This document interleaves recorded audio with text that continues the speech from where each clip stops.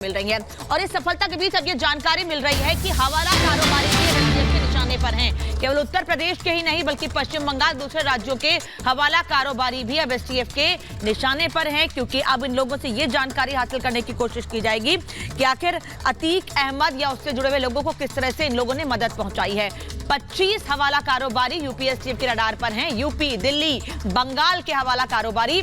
शाइस्ता चला रही थी अतीक का हवाला कारोबार और अब इन लोगों से, हवाला कारोबारियों से पूछताछ की जाएगी कि आखिर शाइस्ता किस तरीके से इन लोगों से मदद लेती थी या मदद करती थी। बिल्कुल, और इस वक्त हमारे सहयोगी लोमस हमारे साथ जुड़ चुके हैं। लोमस, अब किस तरह से इस पूरे मसले को लेकर आगे कार्रवाई हो पा रही है?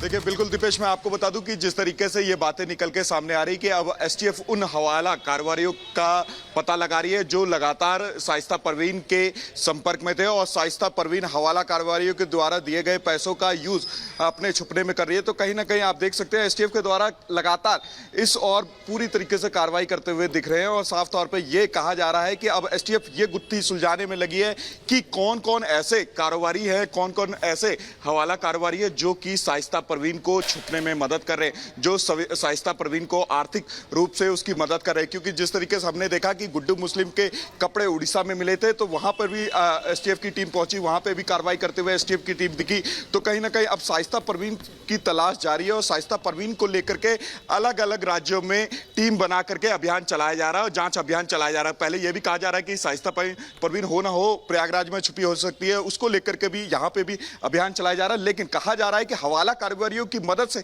शाइस्ता परवीन लगातार छुपती हुई नजर आ रही है।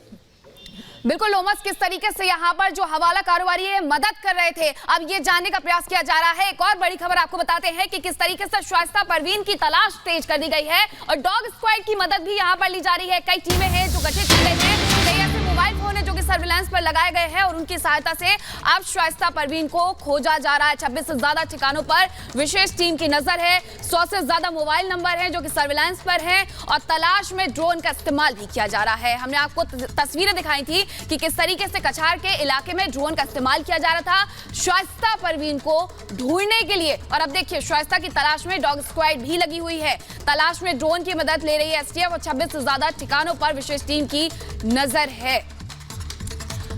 और विवेक का रुख कर लेते हैं प्रयागराज से। विवेक इस वक्त हमारे साथ जुड़े हैं। विवेक, हवाला कारोबारियों की तलाश लगातार जारी है दूसरे राज्यों में, इसके अलावा और भी कई लोग हैं जो यूपी एसटीएफ और पुलिस के रडार पर हैं, क्या अपडेट?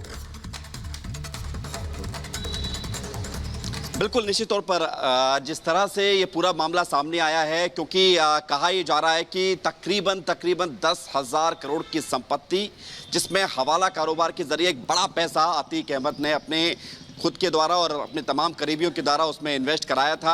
और अब खबर यह है कि शाइस्ता परवीन उस हवाले के पैसे को रिकवर करने के लिए, क्योंकि अतीक अहमद नहीं है तो अब उस पैसे का होगा क्या, तो उसको लेकर शाइस्ता परवीन अब पूरी यहाँ पर कोशिश कर रही है अपने तमाम गुर्गों के साथ कि वो हवाला का पैसा वापस लाया जाए, जो जिसमें उसमें पैसा लगाया गया था उसकी रिकवरी कराई जाए। इसके अलावा तमाम प्रॉपर्टीज़ जो हैं उसकी रजिस्ट्री अपने नाम कराई जा सके, क्योंकि अब सारा यहाँ पर जो खेल है वो संपत्तियों को लेकर है जो कि जिसकी वैल्यू तकरीबन 1000 करोड़ से भी ज्यादा बताई जा रही है।